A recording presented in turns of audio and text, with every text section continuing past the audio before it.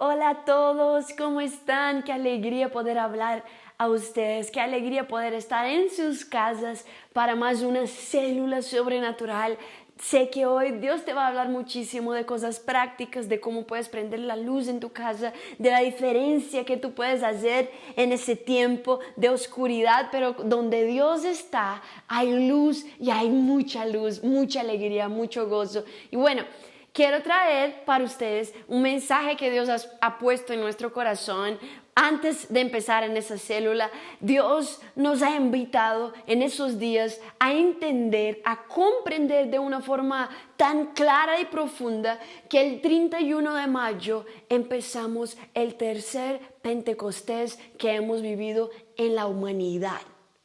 O sea, eso significa que hay un mover del Espíritu que está sucediendo entre el día de hoy hasta el día de ese día. Algo va a empezar nuevo, algo va a ser Dios, que no estamos esperando, algo que creemos que es el más grande avivamiento que la tierra ha experimentado. O sea, cuando yo leo Hechos, veo cosas grandes, pero creo que lo que vamos a vivir a partir de ahora van a ser cosas aún mayores. Por eso te quiero invitar.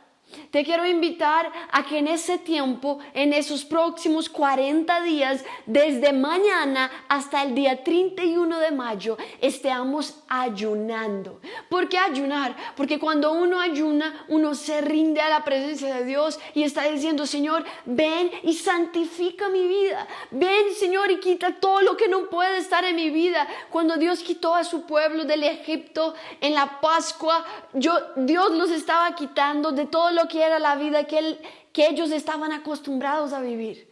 ¿Sabe? No va a terminar esa pandemia y vamos a volver a la vida que vivíamos antes. No.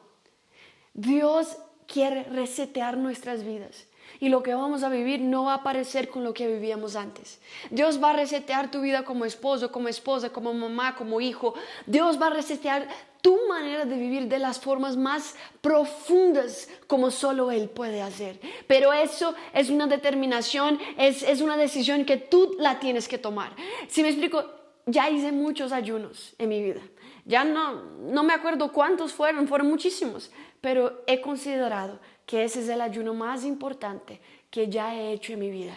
¿Por qué? Porque si Dios me quiere resetear, cuando yo reseteo mi celular, significa que todas mis configuraciones anteriores se pierden. Quiero que mis configuraciones se pierdan en ese tiempo.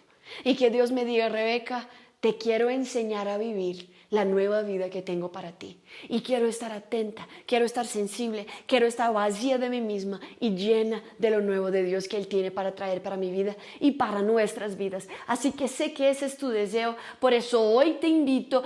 Mañana vamos a empezar ese ayuno. ¿Y cómo va a ser? Ese va a ser un ayuno de delicias. ¿Qué significa eso? No vamos a comer nada que contiene azúcar. O sea, si el ketchup que tú usas tiene azúcar en su composición, ya no lo vas a comer durante esos 40 días. Cualquier cosa que contenga azúcar. Otras delicias, por ejemplo, son refrescos. Tampoco no vamos a consumir refrescos. ¿Puedes agua mineral, agua con gas? Sí puedes. ¿Qué más? Pastora, no puedo el azúcar, pero puedo dátiles, puedo miel de agave, puedo miel de algo natural. Sí puedes. Esas cosas saludables que adulzan un poco, pero que no son azúcar, sí podemos. Entonces, yo sé que hasta los panes llevan azúcares. Entonces, quizás los panes, la mayor parte de los panes, uno no va a poder consumir en esos 40 días. Pero las tortillas no llevan azúcar, entonces uno sí las puede consumir en esos 40 días. Bueno, vamos a consumir alimentos que no tengan azúcar hasta las 6 p.m., las 6 de la tarde. Después de las 6, nuestras bocas cerradas. Hasta el próximo día. Yo sé que ese ayuno nos va a costar, pero vamos a estar con la presencia del Espíritu Santo. Y Él va a estar trayendo un gozo que nunca experimentamos. Él va a estar trayendo un nuevo espíritu sobre nuestras vidas y sobre nuestras casas. Así que vale la pena. Cueste lo que cueste, eso vale la pena. Estamos empezando el mejor momento de nuestras vidas. Dios nos está reseteando. Así que, familia MCI Durango, estamos con mucha expectativa. Únete a nosotros. A partir de mañana ya está en en vigor, ya está funcionando nuestro ayuno. Empieza mañana. Dios te bendiga hasta el 31 de mayo, firmes y fuertes en ese ayuno. Deja que Dios te resete. En ese tiempo de ayuno no es, mi papá habla, no es pasar hambre. Es que estés en la presencia de Dios como nunca has estado. Yo me estoy desafiando a alabar como nunca he alabado, a buscar como nunca he buscado, a leer la palabra como nunca he leído. Estoy desafiándome a memorizar textos de la palabra todos los días. Y la verdad, eso ya está cambiando mi vida. Sé que Dios va a cambiar tu vida en esos días. Búscalo como nunca lo has buscado. Aprende de su palabra como nunca has aprendido. Amén. Dios te bendiga. Los amamos y ahora seguimos con una palabra de Dios para tu casa y tu familia. Dios te bendiga. Tengo conmigo algunos invitados que, bueno, yo tuve el privilegio de invitarlos y de tenerlos hoy. Todos ellos han sido parte de una célula y algunos ya han podido compartir en una célula. Y esto es una célula, es una reunión pequeña que se hace en todas las casas y en donde se comparte cada semana un mensaje basado en la palabra de Dios, pero que es de crecimiento para la persona. Hay células, como en el caso de la mía, para jóvenes, también hay células para niños, células para matrimonios. Y bueno, aquí estamos un poquito mezclados, pero cada uno ha tenido una experiencia dentro de una célula. Y bueno, yo quiero preguntarte a Lupita. Lupita es líder de célula. Ella tiene ya algún tiempo con su ministerio y ella ha sido una mujer que ha ganado gente, y la gente que ella ha tenido en su célula al tiempo han sido parte del equipo de su líder, ahora son sus consiervos.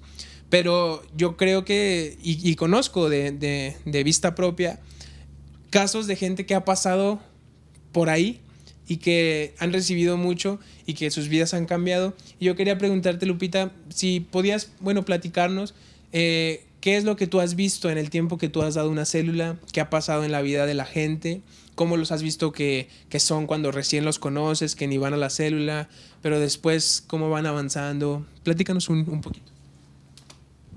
Bueno, sí, buenas tardes.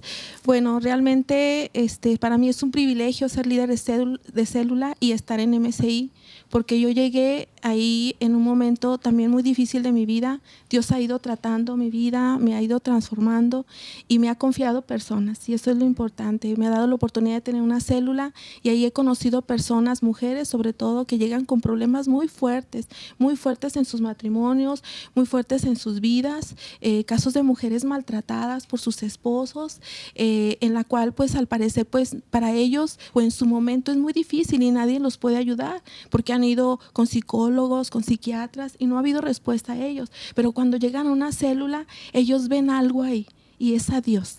Realmente Dios presente, porque Dios sabe lo que ellos tienen y el único que transforma sus vidas es Él. El caso de una pareja muy lamentablemente querían separarse, pero al ver el cambio de Dios, el esposo en la vida de ella, él dijo: ¿qué te está pasando a ti? Yo quiero ir a donde tú estás yendo. Y él asistió, y entonces fue tanto el impacto que Dios hizo a su vida, porque la palabra de Dios es viva y es eficaz y llega justo al corazón. Y cuando llego, de repente veo que él ya decide cambiar, quiere cambiar, pero sabe que no puede solo, que necesita a Dios. Van a un encuentro él y ella, a un encuentro con Dios, y mi sorpresa agradable de verdad es que después me traen a toda su familia. Entonces ha sido para mí de verdad algo muy, ¿qué puedo decir? Grande, y de verdad hay muchas personas que necesitan de Dios. Sí. Gracias Lupita. Es impresionante lo que dices, que una vez que ellos llegan, después traen a la familia, porque pues bueno, yo creo que lo que trae alegría y gozo y renovación al rostro, hermosea la vida, y la gente lo ve y dice: wow, yo también quiero. Oscar, mi amigo, trajiste todo el yeso. No pudiste dejarlo, amigo. Bueno, Oscar, tú haces parte de la célula ya hace un tiempo. y te hemos visto avanzar, ¿no? Y vivir varios momentos, entrar a la universidad y todo. Pero, ¿qué crees tú que es lo que ha pasado en ti desde el momento que tú empezaste en la célula? ¿Y cómo fue que la célula te guió, te ayudó a después entrar a un encuentro y tener todo un proceso con Dios y llegar hasta este punto? Pues bueno, yo cuando recién me invitaron a la célula, yo llegué y bueno, al principio, o sea, yo no sabía lo que era una célula. Yo vengo también de una familia cristiana y yo sabía que se reunían y que hacían sus reuniones en casa, así de pequeños grupos y todo, pero nunca había formado yo parte de una célula. Entonces yo al de veras comprometerme en la célula en la que me invitaron, yo empecé a notar varios cambios primero que nada en mi carácter, en mi personalidad, ya que yo era una persona muy terca, demasiado, que yo quería que siempre las cosas se hicieran a mi manera y si no eran a mi manera no las hacía o las hacía de mala gana, enojado o no sé. Era pues desobediente y pues varias cosas que Dios trató en mi persona. Y yo al ver estos cambios y al ver todo esto, o sea, yo vi que de veras estaba teniendo un cambio en mi vida. Fue entonces que me invitaron a Universidad de la Vida y yo lo voy a decir siempre, que esa ha sido la mejor decisión que he tomado, ya que ahí yo tuve mi encuentro y conecté con Dios de forma increíble por primera vez. Y saliendo de eso, o sea, pues fue otro Oscar, fui totalmente diferente. Y muchas de las cosas que yo me daba cuenta era de que yo lo que me hablaban o lo que me explicaban y todo, yo ya lo había escuchado en alguna vez, pero nunca yo lo había aplicado a mi vida, nunca había como tenido eso. Y yo al aplicarlo, o sea, yo recuerdo incluso un versículo en Santiago 1:22 que dice que no debemos de ser solo oidores de su palabra, sino también hacedores. Y ahí decía el ejemplo que ponían, decía que si tú eras nomás oidor de la palabra, era como si llegaras, te vieras en un espejo, vieras tu rostro y todo, pero al momento que te estás alejando se te olvida. Entonces, si tú te mantienes fiel a la palabra, si eres obediente y todo, dice que Dios te bendecirá de gran manera. Y todo esto yo lo he notado en mi vida y lo he podido comprobar y yo estoy muy agradecido y comprometido con Dios. Wow, gracias. Yo creo que muchos de los milagros que pasan en las personas, los primeros son los cambios en el carácter. Y esos son difíciles porque la gente no cambia su carácter por nomás. Yo creo que una formación del carácter desde que uno es niño y sacarse todo eso es pesado, pero cuando uno conecta con Dios eso cambia. Abdel lo conocía a Oscar desde antes, 18 años. Y viceversa. Y yo creo que ahí se puede comprobar el cambio. Dice, no hay mentira ahí. No hay mentira. Y bueno, por aquí abajo, y estará también en algún momento a un lado mío una imagen que tú puedes escanear si no tienes una célula, para que puedas hacer parte de una célula, puedas inscribirte y que un líder pueda estar al cuidado de ti. Un líder de célula no tiene tantos discípulos, la meta es 12 discípulos, como tenía Jesús. Y la meta no es que tenga muchos, sino que tenga 12 y que los pueda cuidar. Porque un solo pastor se vería muy imposible cuidar a una iglesia grande. Pero en cambio cuando uno tiene un equipo de líderes y esos líderes tienen otros 12, entonces el liderazgo se vuelve personal y un líder puede ser aquella persona que te guía, que si tienes dudas en lo de Dios, que si estás flaqueando también te pica las costillas para que te vuelvas a meter al camino. Y yo creo que eso es lo que más me gusta de las células, que tienes alguien que está cuidándote, porque a veces uno si lo dejan solo se puede salir del camino, pero bueno, siempre tenemos alguien que nos esté cuidando. Y bueno, hoy quiero que vayamos y quiero compartir un verso que Dios ha hablado a mi corazón, que está basado en los capítulos de Ezequiel 8 y 9. Cuando Dios me daba esta palabra, me fue muy impactante porque me parecía que hablaba justo para el tiempo que estamos viviendo. Y me gustaría que ustedes y yo lo pudiéramos estudiar. Si tienes tu Biblia contigo, sácala, porque le vas a sacar jugo a esta célula. Ezequiel capítulo 8, empieza y dice visión de las abominaciones en Jerusalén. En este capítulo se narran una serie de actividades que se hacían en la ciudad de Jerusalén, que eran abominaciones delante de Dios, y todas ellas relacionadas con la idolatría. Por ejemplo, en el verso 5 dice, Dios le dijo a Ezequiel, y me dijo: hijo de hombre, alza ahora tus ojos hacia el lado del norte. Y alcé mis ojos hacia el norte, y he aquí al norte, junto a la puerta del altar, aquella imagen del celo en la entrada. Y dice el 6, me dijo entonces: hijo de hombre, ¿no ves lo que estos hacen, las grandes abominaciones de la casa de Israel? Hace aquí para alejarme de mi santuario. Y dice: pero vuélvete, que aún te mostraré más cosas. En el verso 10 y 11, dice en el 10, entré pues y miré, y he aquí toda forma de reptiles y bestias abominables y todos los ídolos de la casa de Israel que estaban pintados en la pared por todo alrededor. Esto era en el templo. Y dice: delante de ellos estaban 70 varones de los ancianos de la casa de Israel, y Jaazanías, hijo de Safán, en medio de ellos, cada uno con su incensario en su mano, y subía una nube espesa de incienso. Dice que los 70 ancianos, las autoridades de Israel, estaban dadas a la idolatría, a las imágenes que tenían enfrente.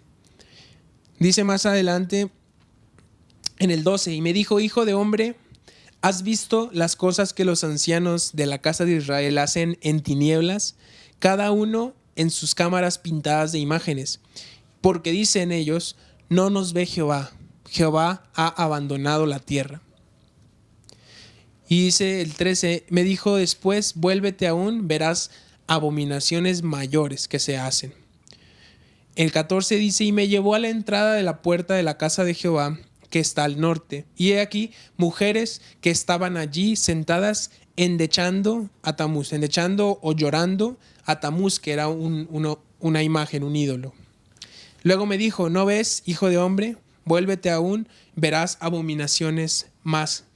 Y en el verso 16 habla de 25 hombres adorando al sol. Todo el capítulo habla sobre ídolos, que había ídolos en la ciudad y que esos ídolos eran abominación para Dios. Quiero en este principio de la célula ponerme quizás un poquito bíblico, pero después vamos a ponernos muy prácticos, ¿sí? Y luego inicia el verso 9, el capítulo 9. Se clamó en mis oídos con gran voz diciendo: los verdugos de la ciudad han llegado, y cada uno trae en su mano un instrumento para destruir. Y he aquí que 6 varones venían del camino de la puerta de arriba que mira hacia el norte, y cada uno traía en su mano su instrumento para destruir. Y entre ellos había un varón vestido de lino, del cual voy a hablar un poquito más adelante. Dice en el principio del capítulo 9 que estaba el tiempo del juicio ya sobre la ciudad. Dios estaba mandando un juicio sobre la ciudad que estaba tan llena de abominación. Cuando llama a los destructores de la ciudad, iban a arrasar con la ciudad porque el pecado estaba por todos lados. Y en este tiempo, con lo de la pandemia, hay una pregunta que yo mismo me hice y que yo también escuché a un amigo mío que es pastor abordar la pregunta, y que quizás es una pregunta que se mueve mucho en estos tiempos, y es: ¿será que este coronavirus es un juicio de Dios? ¿Es un castigo de Dios? Y nosotros podríamos hacer una respuesta rápida, y mi amigo, el que habló de este tema, decía una respuesta rápida e insensible, y decir: sí, hay mucho pecado, viene la muerte, viene el juicio. Pero esa respuesta no resolvería nada, porque hay una realidad que se mueve en nuestras naciones, y es que el pecado ha subido a niveles muy altos. Hay mucho pecado, eso es cierto, como estaba en Jerusalén. Y la paga por el pecado es la muerte, dice la Biblia. Y no es que Dios envíe juicio, sino que el mismo pecado hace que la gente sea esclavizada. Por eso Jesús dijo que Él venía a hacernos libres del pecado. Y cuando en este capítulo inicia con un juicio, Dios me habló, es como pareciera lo que está pasando en estos tiempos. Una pandemia que arrasa, que mata gente, y vemos casos tan tristes como mujeres embarazadas que pierden la vida, como hospitales que no tienen para tener más enfermos, que tienen que tirar los cuerpos, cosas terribles.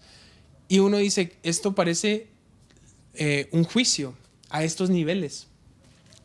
Y algo que me llamaba la atención de un capítulo anterior es de uno de los ídolos que habla ese capítulo, Ezequiel 8, verso 14. Dice, y me llevó a la entrada de la puerta de la casa de Jehová, que está al norte, y he aquí que había mujeres sentadas endechando o llorando a Tamuz. Tamuz es una palabra de origen babilónico que los hebreos adaptaron a su vocabulario y le colocaron al mes cuarto ese nombre. Entonces Tamuz es un mes, el mes del Tamuz, el mes cuarto en el calendario hebreo. Pero el origen babilónico era de un ídolo llamado así, Tamuz. Y ese ídolo traduce el nombre como el dios de la floración de la primavera. El dios de la floración, el dios de la prosperidad en el tiempo de la primavera. Y dice que las mujeres estaban llorando a ese dios. Según la idea babilónica de este dios vivía solamente durante los tiempos de la primavera, que como sabemos son de mediados de abril, mayo, mediados de marzo, abril, mayo y hasta mediados de junio. Y se creía que moría al finalizar la primavera. Y son estos meses en los que estamos. Y cuando yo leía esto, Dios me hablaba, es el Dios de la floración. O sea, el pueblo estaba llorando porque no veía florecer el tiempo en el que estaban, la primavera. Y nosotros, este virus, yo veo que ha golpeado al país, obviamente en lo médico, pero también ha golpeado en lo económico. Y con esto iba cuando uno no puede dar una respuesta insensible. Porque a raíz de esto, en Estados Unidos han perdido su trabajo el 10% de la gente. Pero en México estoy seguro que todos los negocios informales que están en las calles no están vendiendo. Yo he conocido casos de gente que ha tenido que cerrar sus negocios y liquidar a sus empleados. Hay gente que se está quedando sin trabajo o gente que no está pudiendo recibir su ingreso regular. Un compañero de la escuela, su mamá estaba enferma y tenía que comprar medicamentos y no podían darle medicamentos porque no había en el seguro a causa de la crisis. Entonces, esta pandemia nos tiene llorando y llorando por la escasez que está viniendo. Y pareciera que es el mismo llanto que tienen las mujeres. Lloraban anhelando la prosperidad. Y voy a ir al capítulo 9 y luego regreso. Dice en el capítulo 9, verso 3, y la gloria del Dios de Israel se elevó de encima del querubín sobre el cual había estado al umbral de la casa, y llamó Jehová al varón vestido de lino, que tenía en su cintura el tintero de escribano.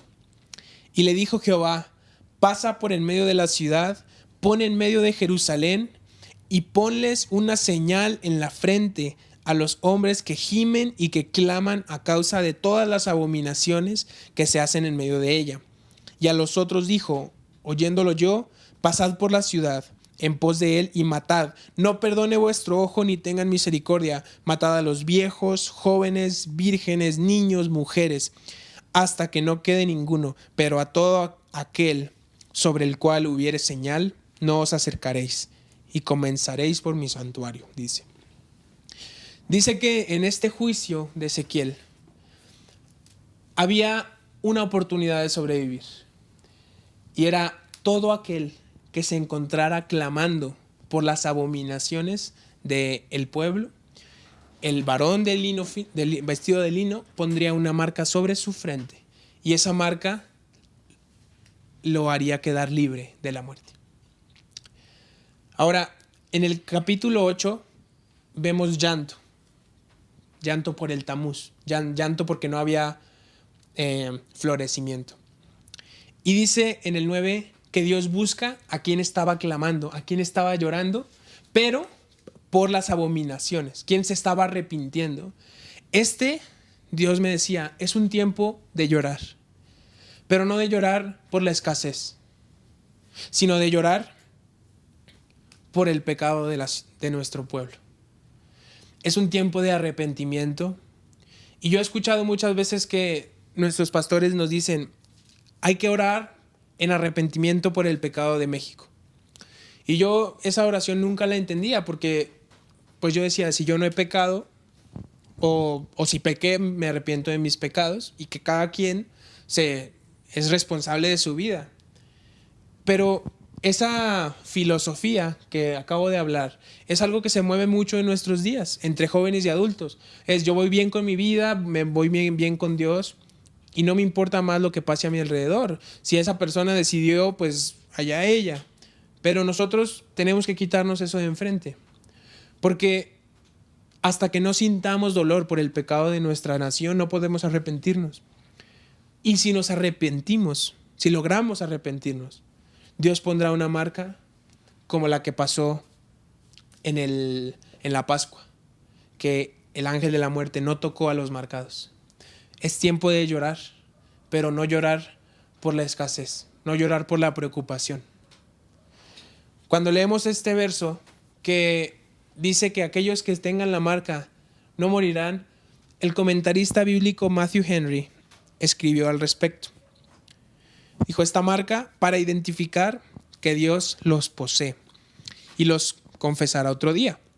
Una obra de gracia en el alma es para Dios una marca en la frente que Él reconocerá como su marca y por la cual Él conoce los que son suyos, para darles a quienes están marcados una garantía del favor de Dios, para que ellos mismos lo sepan y estén tranquilos de saber que Él será el apoyo más poderoso y cordial en tiempos de desastre.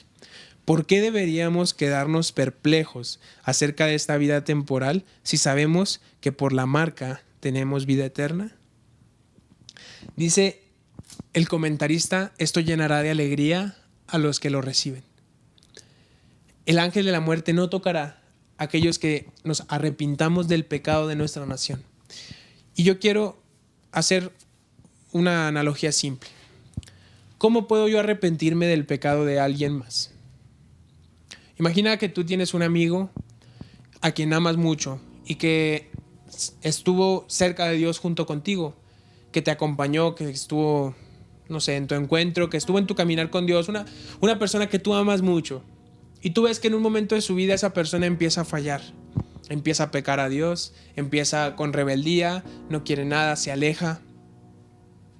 Pero es una persona que tú amas mucho. Y cuando esa persona falla, a ti te duele su pecado. Porque dices, yo no quiero que él viva así. Yo no quiero que él esté en pecado. Yo no quiero que él esté como esclavizado.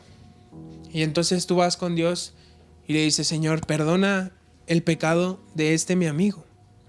Esa es una oración compasiva. Pero en cambio, si yo no amo a nadie, si yo no amo a mi nación, si yo no amo a los que están alrededor, nunca me va a doler su pecado. Y la Biblia es clara en que yo puedo tener toda la sabiduría, el conocimiento, puedo tener santidad incluso, puedo tener una vida con Dios impecable, pero si no tengo amor, nada soy. Porque el fundamento de la Biblia es el amor. Y si yo puedo adquirir ese amor, me va a doler su pecado y me voy a arrepentir conscientemente.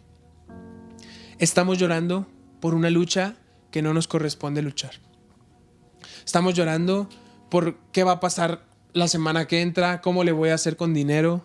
Pero la Biblia ha sido bien clara con el tema de provisión, que es que si Dios da de comer a los animales del campo, a las aves, y viste a los gorriones aún mejor que como Salomón se vistió, ¿cómo no tendrá cuidado también de sus hijos? Si esto puede llenarte de fe, lo que dice la palabra es que no es tiempo de que tu ídolo sea la escasez económica. Porque estamos llorándole a Tamuz. Estamos llorando porque ¿dónde está el florecimiento del mes? ¿Dónde está mi quincena? ¿Dónde está mi trabajo? Señor, dame mi trabajo. Señor, y estamos llorando porque el Señor no deje de proveer. Y si algo nos han enseñado nuestros pastores es, este no es tiempo de estar luchando por dinero. Este es tiempo de estar luchando porque el pecado se ha removido y que la plaga que está viniendo no nos toque. Porque esa plaga quitaría cosas que son mucho más graves que un trabajo. ¿Cuántos han visto un video de alguien que llora porque no pudieron atender a su familiar y murió porque lo enviaron a casa? Yo vi un caso de una mujer en Estados Unidos, en Nueva York, que su esposo fue al hospital y no tenían espacio para él y le dijeron, no, regrese cuando se sienta peor porque no tenemos espacio para usted. Fue a su casa y murió en su casa. ¿Qué desesperación siente la esposa de perder a un familiar? Esa es una lucha mucho mayor que la que cualquiera pueda enfrentar. Yo creo que Dios proveerá a su tiempo. Todo lo que Él tiene es para sus hijos, pero es tiempo de arrepentimiento. Eso es lo que Dios me hablaba a mí.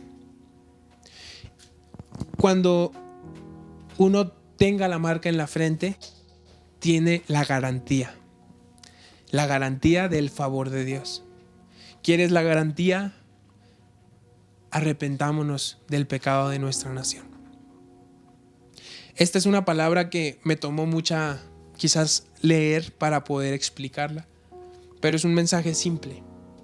Un mensaje es, si tú amas a México, si tú amas a tu familia, si tú amas a tu ciudad, arrepiéntete por sus pecados. Si nos ponemos a ver números, pudiéramos ponernos a ver números de la gente, de la sangre que se ha derramado en nuestra ciudad en un año, o de los abortos que han sucedido, legales e ilegales, o de tal cantidad de atrocidades, ídolo tras ídolo, tras ídolo, tras ídolo, que se vive en Durango, en México, y estaríamos igual que Ezequiel 8. Y pasamos la página de Ezequiel 9 y decimos, otra vez se repite, porque la pandemia está alrededor.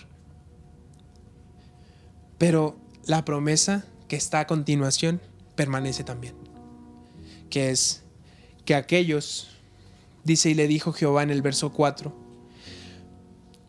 pasa por el medio de la ciudad, por en medio de Jerusalén, por en medio de tu ciudad, y ponles una señal en la frente a los hombres que gimen y que claman a causa de las abominaciones que se hacen en medio de ella, aquellos que se arrepienten.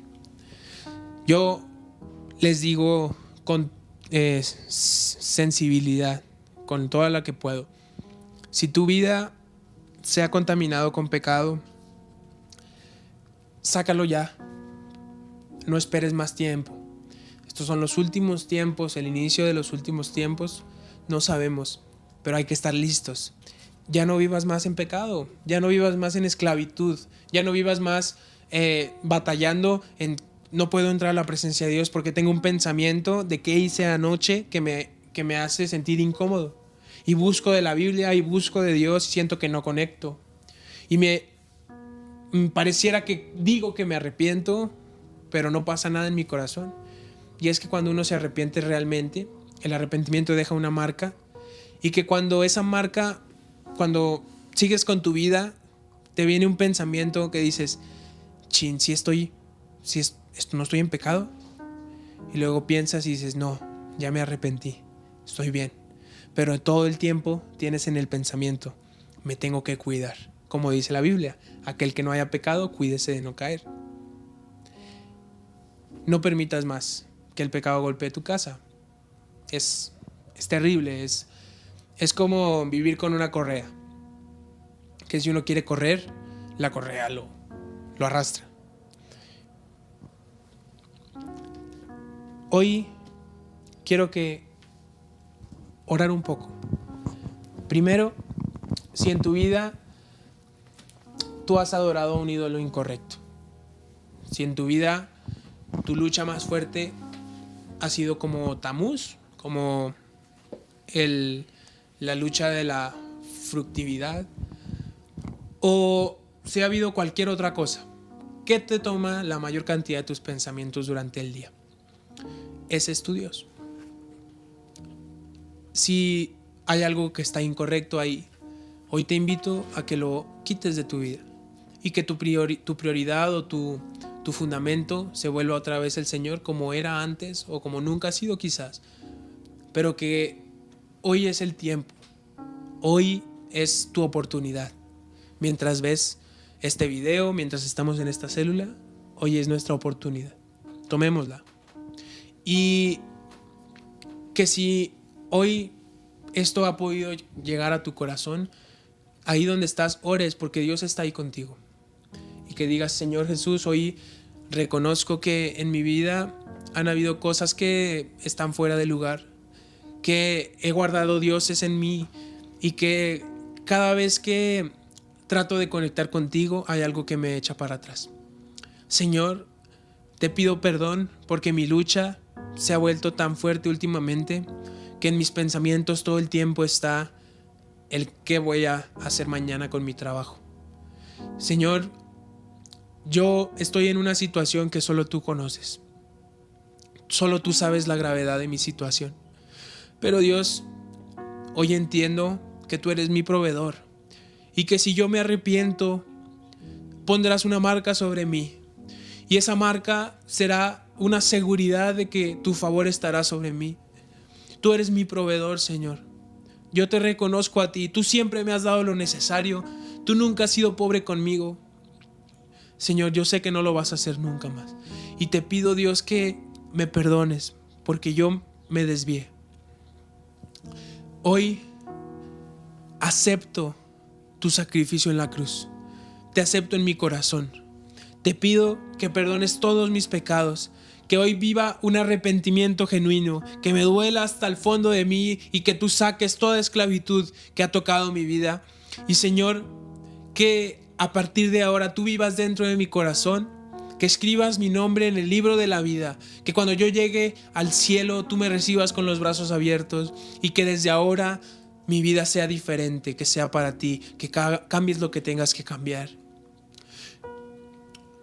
Hoy voy a hacer una última oración, una segunda oración, que es quizás mucho más sencilla, pero que es a veces es difícil de hacer, que es la oración del arrepentimiento. Cuando uno peca porque no entiende. Y hasta que uno entiende es cuando se puede arrepentir. Entonces, si tú sabes que en tu vida hay algo que está mal, pídele a Dios que te ayude a entender. Y hasta que tú entiendas cuán sucio, cuán bajo es el pecado para Dios, cuán grave es aún la cosa más pequeña, tú vas a sentir quizás mucha vergüenza. Pero esa vergüenza se va a ir en el momento que Dios te perdone y es en el mismo momento que tú le busques. Pero es mejor estar rojo, estar con vergüenza por unos minutos que estar amarillo toda la vida. Señor, hoy me determino, Dios, a quitar de mi vida las cosas que he venido cargando en mi espalda. Señor, te pido perdón a ti y pido perdón, Señor, por todas las veces que yo hablé cosas que no debía haber hablado, que yo hice cosas con mis manos, que vi cosas incorrectas y que quizás también hasta pensamientos incorrectos tuve. Todo lo que salió de mi boca que contaminó mi vida. Y Señor, te pido perdón por las cosas que yo sé que hice. Dios, hoy me determino a confesarte a ti mi pecado y a confesarlo con mi autoridad espiritual, con mi líder, para sacarlo de en medio. Y Señor, te pido que tú no permitas que mi vergüenza se alargue. El enemigo quiere juzgarme, pero Dios, tú eres el que está listo para perdonar. Gracias, Señor. En el nombre de Jesús. Amén. Amén. Recuerda una cosa simple. Aquellos que tienen la marca no serán tocados. Y nosotros creemos que esa marca es la sangre de Jesús. Cuando Jesús muere en la cruz, se convirtió en el cordero que usaban los judíos en la Pascua. Que dice en la Pascua que había un ángel que venía sobre Egipto, donde ellos estaban, que era un ángel de la muerte, y que pasaba por todas las calles y que iba a matar al primogénito, iba a matar a uno de cada casa. Pero Dios dio una instrucción: maten un cordero, un borrego, y con la sangre rocíenla sobre la puerta, y esa marca no permitirá que el ángel se meta a esa casa. Y esa noche hubo muerte en todo Egipto, menos en la casa de los hijos de Israel. En nosotros, esa marca la ganó Jesús. El cordero fue Él. Él fue el que murió y derramó toda su sangre. Derramó tanta sangre que su cuerpo quizás ya no olía nada. Cuando terminó, quizás ni siquiera tuvo tiempo de pudrirse porque ya no había sangre en él. Y la sangre es lo que da el olor. Pero esa sangre que toda se derramó al piso es un argumento a nuestro favor, a los que creemos. Y para los que no creen es una locura, pero para los que creen es poder de Dios. Esa sangre es una marca, y esa marca trae protección de cualquier cosa, y también de esta pandemia. Entonces, acuérdate, el que tiene esa marca tiene el favor de Dios. Tú tienes el favor de Dios. Ya no luches por eso que todos los días vives. Quizás es una lucha fuerte y yo la entiendo porque quizás también nos ha pegado de una u otra forma. Pero acuérdate que Dios siempre es bueno con sus hijos y no se va a rendir contigo. Aún si hemos fallado, nosotros pudimos haber sido infieles, pero Él nunca. Él siempre es fiel. Él siempre es fiel. Hoy lo último que quedaría hacer es darle a cada uno de ustedes y a los que nos ven la oportunidad de ofrendar. Estamos en medio de una campaña que se llama Haz tu parte, y esta campaña consiste en recuperar fondos, tomar fondos, y esos fondos van a compras de víveres, compras de una despensa, se hacen paquetes de despensas y se entregan a las familias.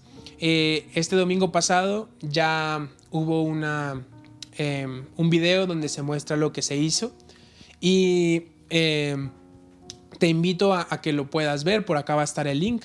Se hace aquí en Durango, en la MCI Durango.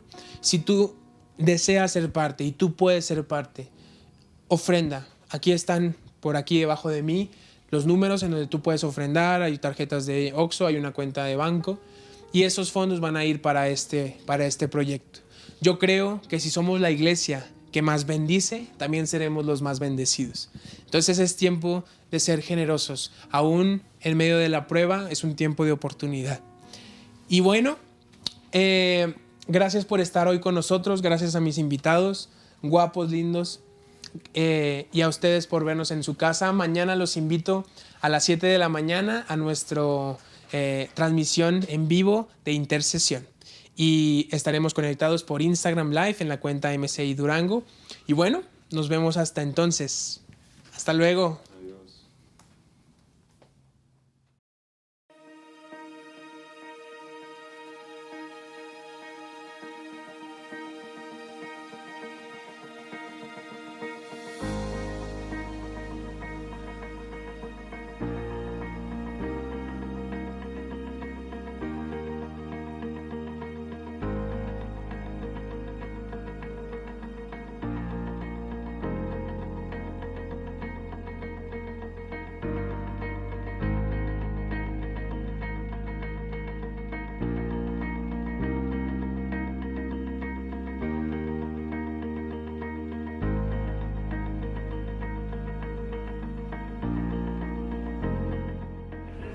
De parte de MCI Durango y nosotros como pastores para que se les bendiga y Dios los bendice. Gracias. Pues quiero darle las gracias a la familia de Misión Carismática por este gran apoyo que nos está brindando. Muchas gracias a Misión Carismática Durango. Que Dios los bendiga. Que Dios los bendiga, que Dios los siga bendiciendo mucho más para que ustedes puedan aportar más para todos nosotros. Muchas gracias.